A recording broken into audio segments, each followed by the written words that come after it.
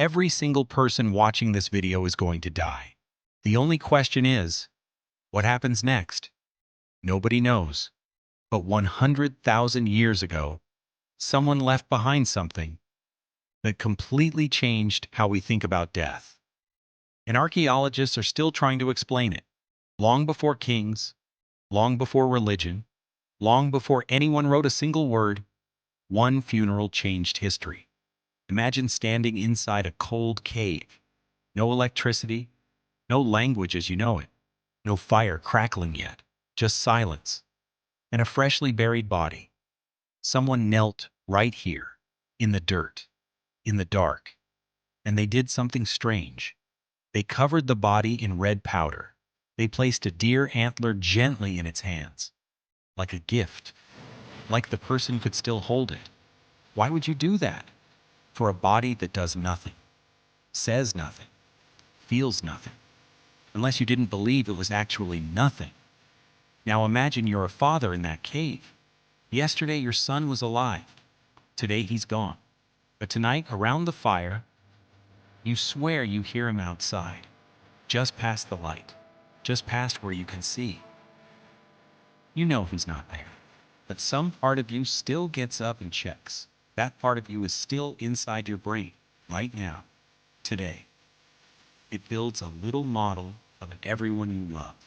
Their laugh, their opinions, what they'd say if you did something dumb.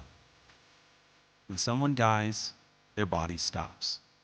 The model in your head does not. It just keeps running. Basically, your brain refuses to accept that the person is offline, forever buffering. Thousands of years later, one scientist asked a strange question. What if believing in an afterlife isn't faith, but software? His name was Jesse Berry, and what he found is almost impossible to believe. The human brain cannot picture true nothingness. I want you to try something. Seriously? Close your eyes for 2 seconds. Try to imagine total non-existence, not darkness, not silence, actual nothing. Go ahead. I'll wait. Did you see a void? Blackness? Empty space? That's not nothing. That's still something. And you were still there, watching it happen. You failed. Everyone does. So if the ancient human brain had this exact same glitch, believing in life after death wasn't really a choice. It was the default setting. But that's not even the part that gets strange. Picture the world these people lived in. Fire was new. Rain meant danger. Wolves circled just outside the light. Every single night, darkness could kill you. And in that world, loss didn't come with an explanation. No hospital. No diagnosis. Just gone. One morning, someone was there, and the next morning, they weren't. And nobody could tell you why. But the ache didn't care about explanations. It didn't go away just because they didn't understand biology. So they built something to survive it. An anthropologist named Victor Turner studied ancient funeral rituals across dozens of tribes. And he found something nobody expected. The funeral was never really for the dead person. It was for everyone still grieving. Funeral forced the group to stop, to grieve together, to silently agree. We keep hunting. We keep surviving, even with one less person around the fire. It wasn't just sadness. It was survival, disguised as sadness. And here's where it gets even stranger. Tribes on opposite sides of the planet, who never met, who never spoke the same language, who never saw each other's fires, came up with almost the exact same idea. The soul rises into the sky. The soul lingers nearby.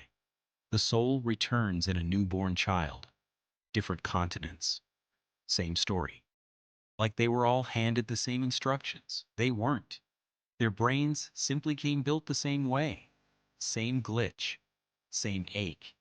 Same answer. So ask yourself something. Have you ever kept a number saved in your phone, knowing you'll never call it again?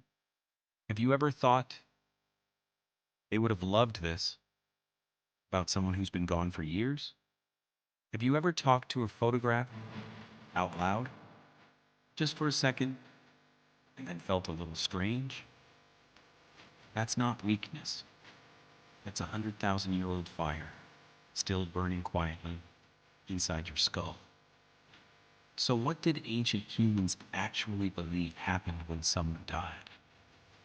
Maybe that's the wrong question. Maybe they weren't the ones who got it wrong. Maybe we never stopped thinking exactly like somewhere tonight. Someone is going to check on a noise that isn't there, and somewhere, 100,000 years ago, so did someone else.